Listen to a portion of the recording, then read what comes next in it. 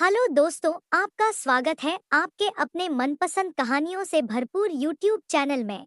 आज की कहानी की शीर्षक है ईमानदार किसान और सोने की गेहूं की बोरियां। एक समय की बात है, एक छोटे से गांव में रामू नाम का एक किसान रहता था। रामू बहुत मेहनती और ईमानदार व्यक्ति था। वह अपने खेतों में दिन रात मेहनत करता और फसल उगाता। एक साल गांव में बहुत सूखा पड़ा और फसलें सूखने लगी।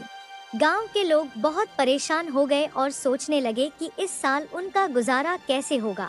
रामू भी चिंतित था, लेकिन उसने हिम्मत नहीं हारी और भगवान पर विश्वास बनाए रखा। एक दिन रामू अपने खेतों में काम कर रहा था।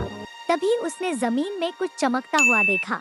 उसने करीब जाकर देखा तो पाया कि वहाँ एक पुरानी सोने की गेहूं की बोरी दबी हुई है।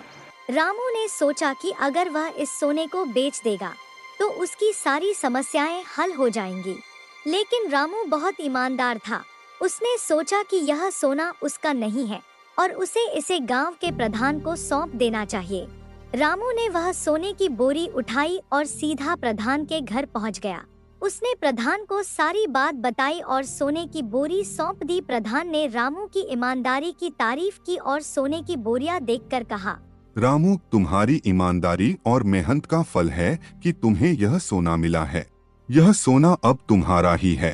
इसे लेकर अपनी समस्याएं हल करो और अच्छे से जीवन व्यतीत करो। रामू ने प्रधान का धन्यवाद किया और सोना लेकर अपने घर चला गया।